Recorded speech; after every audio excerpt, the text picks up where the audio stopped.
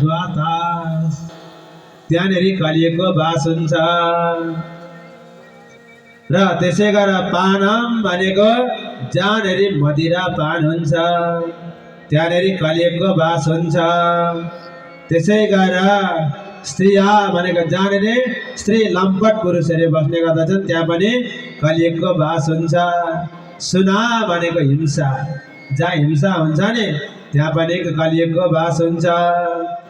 जुवा तास खेलेको ठाउँमा सधैँभरि झुटो व्यवहार हुन्छ अरे क्या सज्जन, ढाँट्ने नि त।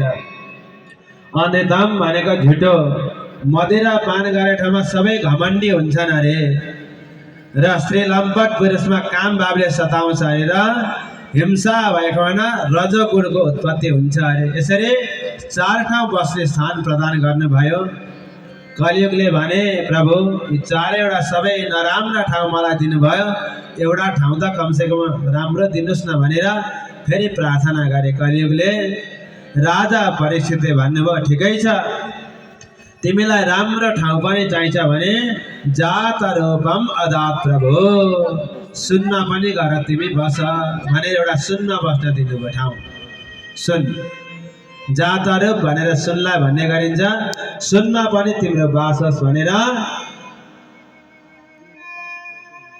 बस्नको लागि दिनुभयो। सज्जन अब तपाईँ हामीले लगाएको सुनमा पनि कलियुगको बास छ कि छैन त विचार गरौँ। कस्तो सुनमा कलियुगको बास हुन्छ र कस्तो सुनमा कलियुगको बास हुँदैन। तपाईँ हामीले अन्यायपूर्वक कमाएको सुनमा कलियुगको बास हुन्छ, परिश्रम गरेर जोडेको सुनमा कलियुगको बास हुँदैन। अहिले त पहेँलो कहाँ पुगो पुगो होइन, नलाइ पनि हुँदैन, लाउन पनि गाह्रो छ। यो सुन पनि कलियुगलाई मन पर्दो रहेछ क्या, त्यही भएर त चोरी पनि हुन्छ त। भक्त वत्सल भगवानको यसरी सुनमा पनि बस्नको लागि उहाँले एउटा स्थान प्रदान गर्नुभयो। जम्मा 5वटा स्थान प्रदान गर्नुभयो। र कलियुगले अन्त्यमा प्रार्थना गरे ठिकै छ, अब म यहाँदेखि उपरान्त कसैलाई सताउने छैन, म आफ्नो ठाउँमा गएर बस्नेछु भनेर राजा परीक्षितले आज्ञा लिएर कलियुग अगाडि बढ्दा भए। र यतापट्टि